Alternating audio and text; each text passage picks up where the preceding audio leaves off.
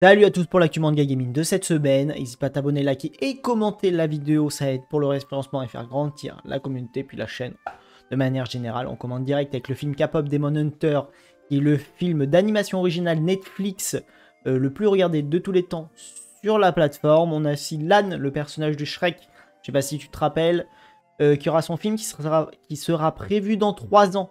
Ça a été annoncé par Eddie Murphy, qui est évidemment le doubleur officiel de Lan. On a aussi le parc Spirou, pour rappel, il y aura un pôle Naruto, qui sera normalement prêt pour 2026. Et on a eu les débuts de conception, des photos dans les ateliers, de ce à quoi vous ressemblez, enfin du moins les prémices des manèges, que ce soit autour du Rasengan ou de QB. Et on va direct, on ne s'arrête pas, on ne perd pas de temps, on enchaîne direct avec la plus grosse news de cette semaine, qui a été le Nintendo Direct, qui a été un peu annoncé comme ça par Nintendo en vous disant demain à telle heure vous avez un Nintendo Direct, on va vous annoncer des jeux Switch 2 et des jeux compatibles Switch 1 et Switch 2. On commence déjà par que les jeux qui seront dispo sur Switch 2 et après je vous ferai la liste, je vous le dirai, de Switch 1 et Switch 2. Donc on a le premier jeu qui est dispo dès maintenant, qui est Chilling by the Fire, allumer le feu. On a aussi Romancing Saga 2, Revenge of the Seven, qui est dispo dès maintenant. On a Apex Legends, le jeu que vous connaissez sur PC, PS, Apex, du coup qui sera dispo à partir du 5 août 2025. On a aussi EA Sport FC Maiden LFL 2026, donc 26, qui sera dispo à partir du 14 août 2025. On a Star Wars Outlaw qui sera dispo à partir du 4 septembre 2025. On a Chronos The New Dawn qui sera dispo à partir du 5 septembre 2025. Excusez-moi. On a Borderlands 4 qui sera dispo à partir du 3 octobre 2025. On a Persona 3 Reload qui sera dispo à partir du 23 octobre 2025. On a Yakuza Kiwami 2 qui sera dispo à partir du 13 novembre 2025.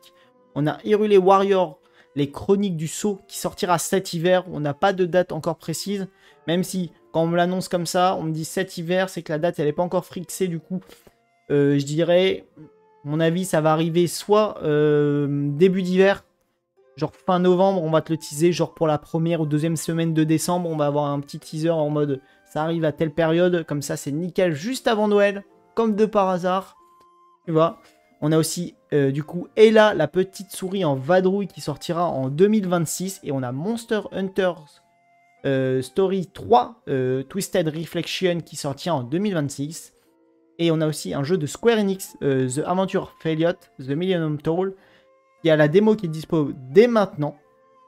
Et qu'ils attendent du coup le retour des joueurs avant de publier une potentielle, je pense, date finale du jeu pour la sortie. Donc voilà. On a tous ces jeux que pour Switch 2 qui sont actuellement disponibles. Et maintenant, on va passer à la gamme de la présentation. Ils ont dit que c'était pour Switch 1. Donc, vous aurez le jeu, vous pouvez l'acheter sur Switch 1 et sur Switch 2. On a Shinobi Art of the Vengeance qui sera dispo à partir du 29 août, évidemment, 2025.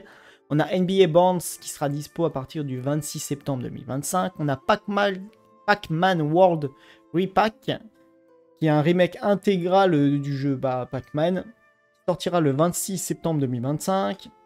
On a EA Sport FC 26 qui sera dispo à partir aussi du 26 septembre 2025 comme Pac-Man. On a Final Fantasy, pas du tout. On a Final Fantasy Tactique, excusez-moi, The Harley Vallis Chronicle qui est maintenant entièrement doublé en anglais, qui sortira le 30 septembre 2025.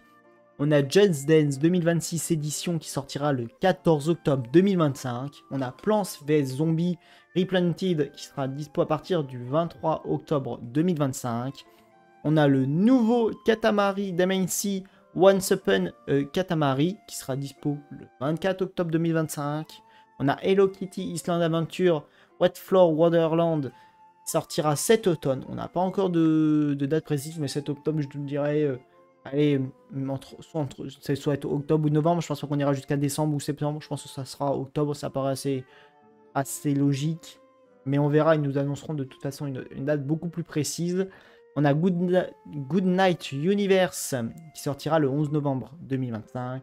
On a Dragon Ball Sparking Zero, jeu qui est déjà sorti notamment sur PS, du coup sortira sur Switch 1 et 2 à partir du 14 novembre 2025. Et pour le dernier jeu, un jeu de Square Enix qui est Octopath Traveler 0, sortira à partir du 4 décembre 2025.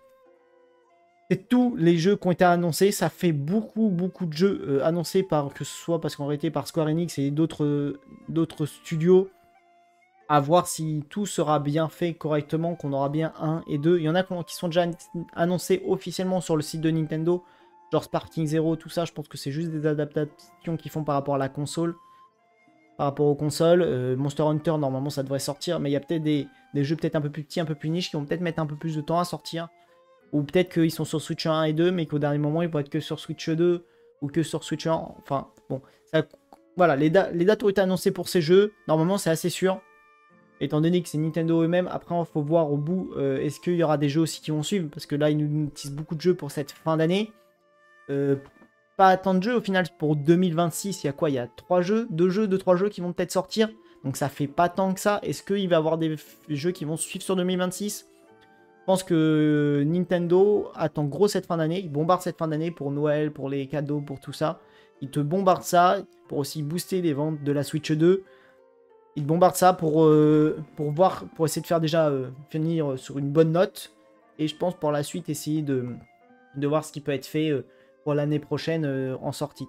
C'était tout pour l'actu de cette semaine. On se retrouve dès normalement le début de semaine pour de nouvelles news. Il y aura aussi des shorts qui vont sortir de tirage Pokémon et aussi d'un retour que je vais faire sur le film que je vais voir cet après-midi du coup, qui est Les 4 Fantastiques. C'était tout. Merci d'avoir été là et une prochaine vidéo. Allez, tchuss!